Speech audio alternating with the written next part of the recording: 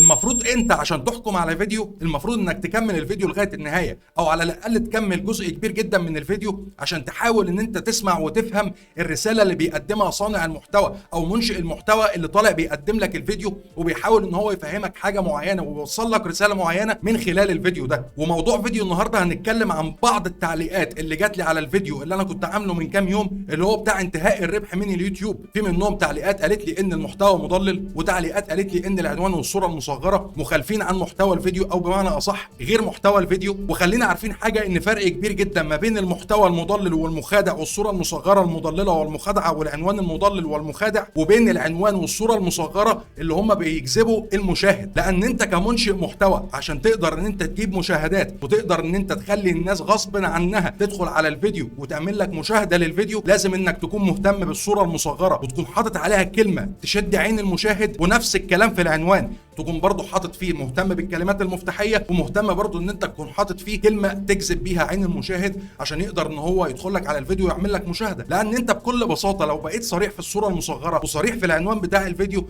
انت مش هتعرف انك تجيب مشاهدات، والمشاهد اصلا مش هيكلف نفسه ان هو يدخل لك على الفيديو عشان يقدر ان هو يشوفه لك، لان انت خلاص بقيت واضح وصريح معاه واديت له خلاص اللي هو عايزه. ففي فرق بين الصوره المصغره المضلله والعنوان المضلل والمخادع، وبين العنوان والصوره المصغره اللي بيجذبوا عين المشاهد. الاهم من ده كله هو انك تبقى صادق في المحتوى اللي انت بتتكلم فيه جوه الفيديو، وصادق كمان في الحاجه اللي انت بتقولها على العنوان او الصوره المصغره. انا واحد مثلا كمنشئ محتوى تعليمي، انا لما بلاقي اي تحديث جديد بطلع بتكلم فيه، بلاقي مثلا طريقه ممكن تفيد المشاهدين او تفيد منشئين المحتوى اللي قنواتهم لسه صغيره عن طرق زياده المشاهدات، بطلع بتكلم فيها وبنعرف مع بعض كل حاجه هنا في القناه بالتفصيل. انت حكمت على الفيديو من اول دقيقه او من اول دقيقتين بس، ما كملتش لغايه نهايه الفيديو عشان تفهم ايه اللي بيتقال. تعالوا كده مع بعضنا نقرا بعض التعليقات اللي جات لي. عنوان الفيديو غير كلامك في المحتوى. تمام، تعال ننزل تحت كده شويه. حرام عليك، عنوان الفيديو مخالف للمحتوى، قمت بالغاء الاشتراك بسبب التحايل، مع الف سلامه. تعال كده ندخل على الاحصائيات بس اولا بتاعه الفيديو ده جايب 576 مشاهده، مع العلم ان الفيديو ده ما كملش 24 ساعه على القناه، وجايب 25 ساعه او داخل بمعنى اصح على 26 ساعه، وجايب 5 مشتركين. ومصادر الزيارات عندي فيه من ميزات التصفح. طيب انا الفيديو ده انا كنت بتكلم فيه عن ايه؟ الفيديو ده انا كنت بوجه فيه رسالتين لمنشئين المحتوى. الرساله الاولانيه ان انا كنت بوجه رساله لمنشئ المحتوى ان هو مهما كان المشاكل اللي بيواجهها في يوتيوب ما ينفعش ان هو يستسلم لها، ما ينفعش ان يقول انا مش هنزل محتوى او مش هنزل فيديوهات على القناه بتاعتي لغايه لما المشاكل اللي في اليوتيوب تتحل. والرساله الثانيه اللي انا كنت بقدمها لمنشئين المحتوى ان انا كنت بحذر بعض الناس او بعض القنوات اللي ماشيه بشكل مخالف، او بمعنى اصح القنوات اللي لسه مبتدئه وبتحاول ان هي تشتري ال1000 مشترك وبتحاول ان هي تشتري ال4000 ساعه، والقنوات اللي مفعل عليها الربح اللي بتشتغل عن طريق الفي بي ان عشان تزود ارباحها، والقنوات اللي بتشتري ارباح، والقنوات اللي بتزود مشاهدات، والقنوات عموما اللي شغلها شمال او بمعنى اصح ماشيه مخالف. انا كنت بحذر في الفيديو ده من كل الحاجات دي، وكنت بدي نصيحه لمنشئ المحتوى ان هو ما ينفعش يوقف شغل على انشاء المحتوى، لان كده كده مشاكل اليوتيوب زي ما احنا عارفين مشاكل اليوتيوب مش بتنتهي.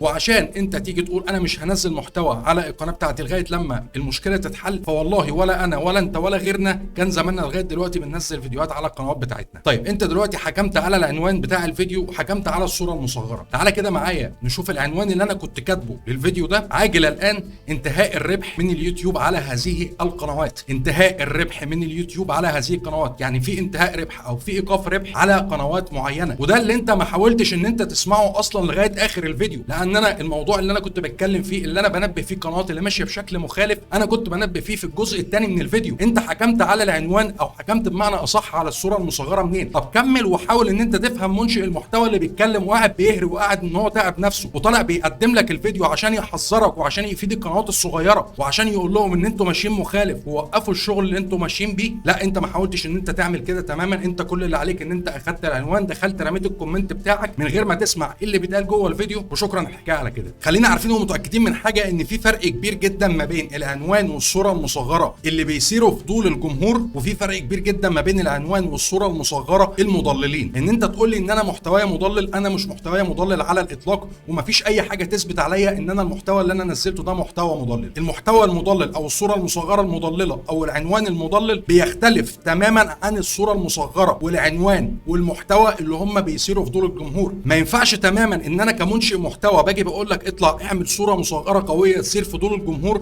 ما ينفعش ان انا اجي اقول لك اعمل عنوان قوي ويكون جذاب ويكون فيه كلمات مفتاحيه ويثير برضه في نفس الوقت الفضول عند الجمهور ويكون بيكمل الصوره المصغره، واجي انا اطلع اعمل العكس. يبقى انا كده معلش حمار وغبي وما فهمش اي حاجه اطلاقا. انت وانا واي واحد منشئ محتوى ايا من كان المحتوى بتاعه ايه، المحتوى بتاعه قصص، المحتوى بتاعه تعليمي، المحتوى بتاعه ملخصات، المحتوى بتاعه تقني، اي واحد منشئ محتوى ضروري جدا ان هو يعمل عنوان جذاب، وضروري جدا ان هو يعمل صوره مصغره قويه، وصوره كمان تكون جذابه مكمله للعنوان عشان يقدر ان هو يجيب المشاهدات بتاعته، وعشان يقدر يجيب المشاهد للفيديو بتاعه لما الفيديو يظهر للمشاهد في الصفحه الرئيسيه. وهو ده بالظبط اللي انا عملته في الفيديو ده. كتبت عاجل الان انتهاء الربح من اليوتيوب. انتهاء الربح من اليوتيوب دي عباره عن كلمه مفتاحيه انا حاططها في العنوان، وكتبت بعد كده على هذه القنوات. اصبح ان كده اي منشئ محتوى موجود دلوقتي على اليوتيوب حابب ان هو يعرف ايه القنوات اللي هيتقفل عليها الربح عشان هو يقدر ان هو يتجنب الخطا ده. ونفس الكلام عملته في الصوره المصغره، عاجل الان انتهاء الربح من اليوتيوب. تعالى كده ندخل على احصائيات الفيديو. مرات الظهور بتاعته 7800 مره ظهور، وجايب نسبه نقر 6%، ودي حاجه كويسه جدا بالنسبه لمرات الظهور. وجايب كمان متوسط مده المشاهده 2:38 ثانيه، مع كامل العلم ان الفيديو ده نازل على القناه بتاعتي بعد غياب 3 شهور على القناه. انا كنت غايب عن القناه دلوقتي بقالي 3 شهور، وطبعا المده دي ممكن ان هي تموت اي قناه حرفيا، بس انا عشان في فيديوهات عندي في القناه وفي حاجات عندي انا بتكلم فيها في القناه انا متصدر بيها نتائج البحث، وعامل عندي في القناه فيديوهات بحثيه، وعامل عندي في القناه فيديوهات مقترحه، وعامل عندي في القناه مواضيع بتهم المشاهد، فدي اللي كانت سنداني طول الفتره اللي فاتت دي. فهو ده اللي بننصح بيه اي واحد منشئ محتوى، اللي هو لازم يعمل قاعده جماهيريه، بحيث لو حصل له اي ظرف تبقى القاعده الجماهيريه اللي موجوده عنده في القناه تقدر ان هي تسنده في فتره غيابه، او لا قدر الله لو حصل له اي ظرف إن كان. المحتوى بقى المضلل اللي حضرتك بتكلمني عليه وبتقول لي اصل الفيديو بتاعك محتوى مضلل، انا ممكن ان انا اضللك في حاجه كويس جدا. ممكن ان انا اضللك بالصوره المصغره. لو انت شفت صوره مصغره شبه دي كده بقول لك فيها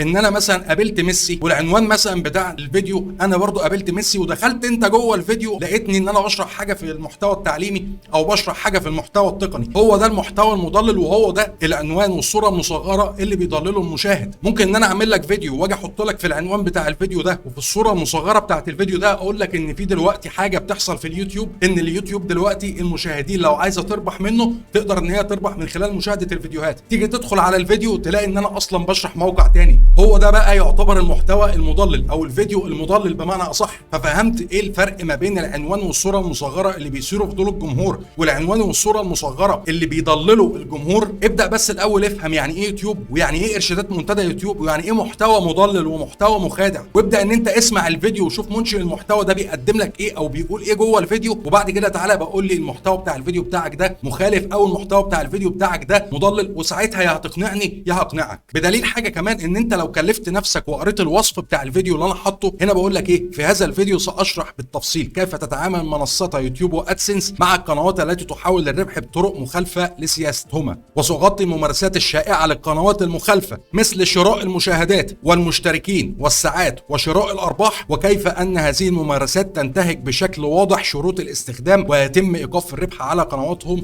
واغلاق حساب جوجل ادسنس. فانت حتى ولا كلفت نفسك ان انت تقرا الوصف، ولا كلفت نفسك في نفس الوقت ان انت تكمل الفيديو لغايه النهايه عشان تبدا ان انت حتى تعرف ما بينك وما بين نفسك هل الراجل فعلا ده بيضلل المشاهدين، هل الراجل فعلا ده محتواه كويس ولا مش كويس. ما عملتش اي حاجه من كل الكلام ده، انت حكمت من اول دقيقه او من اول دقيقتين في الفيديو حكمت ان المحتوى ده محتوى مضلل، وده حرفيا ما ينفعش، وده حرفيا اللي بيعمله كتير جدا من المشاهدين مع منشئين المحتوى. وخليني اقول لك على حاجه كمان، اللي انا عملته سواء في الصوره المصغره او العنوان هو اللي رفع لي مشاهدات الفيديو بالمنظر ده. وانت كمنشئ محتوى وانا كمنشئ محتوى وغيرنا من منشئين المحتوى لازم ان هم يعملوا كده، لان انت بكل بساطه لو بقيت واضح في الصوره المصغره او بقيت واضح في العنوان بتاع الفيديو انت مش هتجيب مشاهدات على الاطلاق. محدش هيكلف نفسه ان هو يدخل حتى يسمعك انت بتقول ايه، لان انت خلاص انت اديت له كل حاجه بشكل صريح سواء في العنوان او في الصوره المصغره، فخلاص هيكلف نفسه لان هو يدخل اصلا يتفرج على الفيديو. ففهمتوا الدنيا ماشيه ازاي؟ يا رب النهارده اكون عرفت افيدكم في الفيديو ده، واكون وضحت لكم الفرق بين المحتوى اللي بيثير فضول الجمهور او الصوره المصغره والعنوان اللي بيثيروا فضول الجمهور، والفرق كمان ما بينهم وبين المحتوى المضلل او المحتوى